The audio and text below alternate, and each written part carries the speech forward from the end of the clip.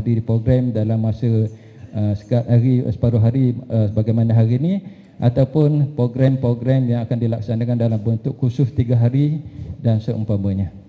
Jadi insya-Allah saya mengharapkan pertemuan ini bukanlah pertemuan yang pertama bersama dengan tuan-tuan sekalian, tetapi adalah pencetus yang mana insya-Allah saban hari, saban masa kami akan terus menjemput tuan-tuan sekalian untuk menghadiri program yang kami anjurkan dari masa ke semasa insya-Allah. Dan kalau sebelum ni Ifham ataupun pusat akidah hanya berbicara program yang dianjurkan adalah fokus kepada akidah semata-mata, tetapi dengan Ilim Kampus Jelebu ni kami kita lebih terbuka dan kita menganjurkan pelbagai program dari pelbagai aspek.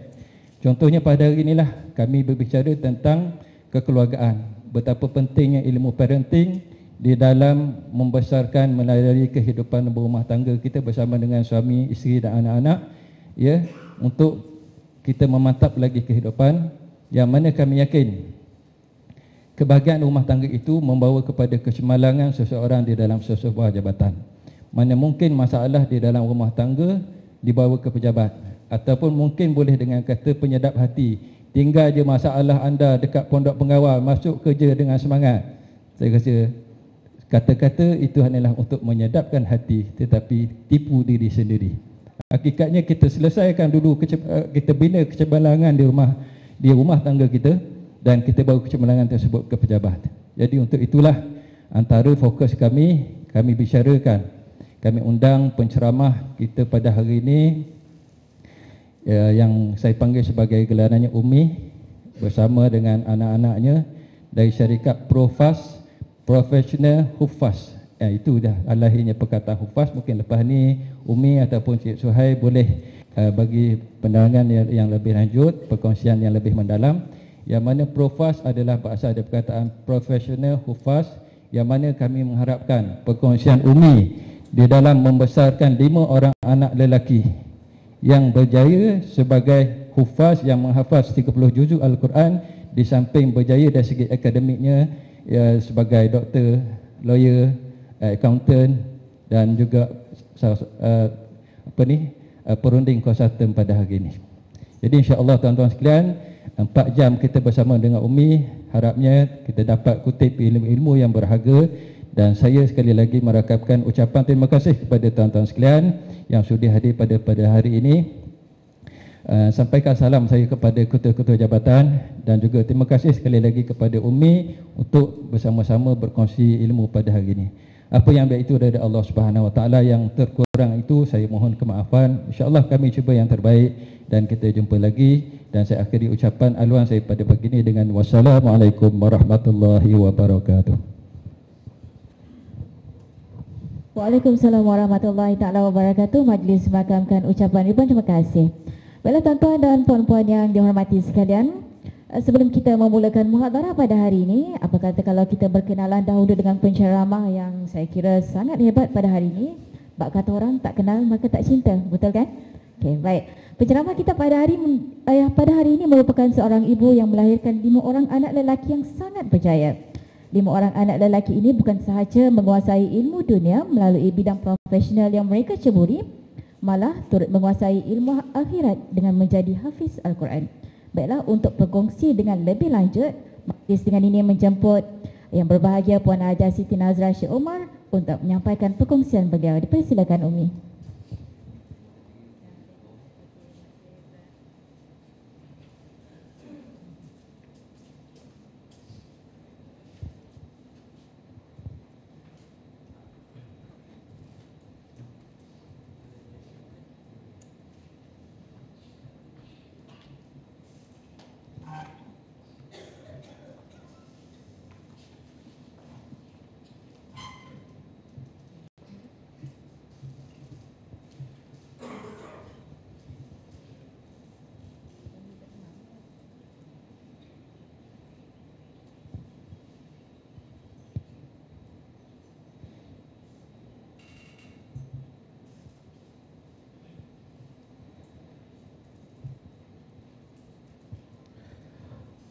أعوذ بالله السميع العليم من الشيطان الرجيم. بسم الله الرحمن الرحيم. Alhamdulillahi Rabbil Alamin. Wassalatu wassalamu ala ashrafil anbiya wal mursalin wa ala alihi wa sahbihi ajma'in. Qala rabbi shrah li sadri wa yassir li amri wahlul 'uqdatam min lisani yafqahu qawli. Astaghfirullahal azim alladzi la ilaha illa huwal hayyul qayyum wa atubu ilaih. Uhayyikum bi tahiyatil Islam, tahiyatan ahlil jannah, tahiyatan mubarakatan tayyibatan min 'indillahi. Fa assalamu alaikum warahmatullahi wabarakatuh. Saya ucapkan terima kasih kepada Ustaz Narawi atas kita kata apa kata pengantar lah, ucapan perasmian yang cukup terkesan tadi, insya-Allah. Dan juga paling penting sekali, segala puji bagi Allah ya, kerana hari ini mengizinkan kita bernafas, dan juga selawat dan salam ke atas junjungan besar Rasul sallallahu alaihi wasallam, kerana dengan titik peluh darah dan pengorbanan baginda, hari ini kita dapat hidup ya, dapat bernafas dalam nafas iman dan Islam, insya-Allah. Jangan terkejutnya, yang dipanggil tadi, yang dijemput tadi ialah Puan Hajah Siti Nazrah Syekh Umar Umi Profas. Tiba-tiba datang keluar suara jantan kat depan ni kan. Saya ialah anak kepada Umi lah, insya-Allah. Baik, hari ini tanpa melengahkan masa, kita nak berkongsi insya-Allah sedikit sebanyak kita kata kaedah ataupun tips ataupun perkongsian lah, sharing session. Saya pergi British Council 2 bulan itu, bolehlah speaking sikit kan. Kita kata sesi perkongsian untuk kita hari inilah, insya-Allah. Okey, baik, mungkin dah diperkenalkan sedikit tadi berkenaan profesional hufaz. Hari ini insya-Allah saya akan perkenalkan. Hari ini adalah topik-topik yang akan kita bincang hari ini. Pertama sekali ialah kita akan cuba bantu untuk membongkar master plan profesional hufaz ini. Dan kita akan kongsi tips dan rahsia. Dan sebenarnya saya lebih suka dengan pendekatan dua hala sebenarnya. Nanti kita akan mungkin banyak sesi soal jawab lah, insya-Allah. Itu lebih berkesan lah sebenarnya. Okey, baik, kami perkenalkan dulu. Ini adalah kelima-lima orang anak Umi, nama Puan Hajah Siti Nazrah Syekh Umar ataupun biasa kita panggil dengan Umi Profas. Jadi ini kelima-lima anak Umi, memang ada 5 orang saja, laki semua, alhamdulillah ya. Jadi insya-Allah kita boleh perkenalkanlah sikit demi sikit lah, insya-Allah. Ini ialah anak yang pertama sekali, anak sulung Aiman Salmi, SPM 7A. Lepas tu dia sambung pengajian di UIA dalam 2 ijazah sarjana muda, which is yang pertama sekali dalam bidang undang-undang, dan yang kedua dalam bidang syariah. Lepas tu Aiman sambung pengajian di peringkat sarjana dalam bidang keuangan Islam.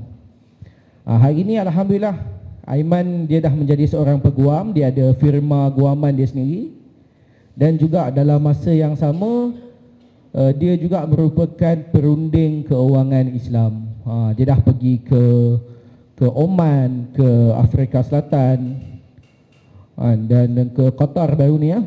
Berjumpa dengan gubernur bank di sana untuk memastikan kita punya sistem keuangan hari ini jauh daripada unsur riba. Jadi itu Aiman punya perjuangan hari inilah, insya-Allah. Dan dalam bidang hufaznya, Aiman merupakan hufaz 30 juzuk Al-Quran, menghafal 30 juzuk Al-Quran, dan juga pernah menuntut dia boleh bertutur bahasa Arab, pernah menuntut di Markas Luar ataupun Pusat Bahasa University of Iman Yaman, dan juga Pusat Bahasa Sheikh Ahmad Kuftaro Syria. Yang mana duka cita untuk saya sebut, hari ini kedua-dua pusat bahasa ataupun universiti ni hari ini dah tak ada dah. Sudah pun diletupkan. Ini apa yang berlaku bukan pada orang lain ya, pada kita punya saudara mara, adik-beradik kita, orang yang satu darah, satu akidah dengan kita di Yaman dan Syria. Jadi insya-Allah sama-sama kita doakan untuk mereka lah. Dan ramai lagi yang memang sekarang ni yang kita tahu, kita sedia maklum di Gaza, Palestin yang baru ni dibedil dengan roket Zionis Israel laknatullah, ya, dan juga dalam masa yang sama berlaku perjanjian normalisasi hubungan UAE, Bahrain dan beberapa lagi negara Islam dengan Israel. Jadi ini yang berlaku baru ni lah yang kita rasa menduka citakan jugalah sebenarnya. Dan banyak lagi yang seperti kita maklum. Saya rasa dalam sebelum fasa PKP hari itu saya ada jumpa dengan pengerusi Persatuan Muslim Uyghur di Australia waktu tu. Memang dia cerita tentang apa yang sebenarnya berlaku oleh rakyat Muslim, etnik Muslim Uyghur di China. Memang itulah hakikatnya yang berlaku. Mereka ni kita kata bukan dijajah tapi dijarah, dirosakkan keturunan dia, dirosakkan agama dia.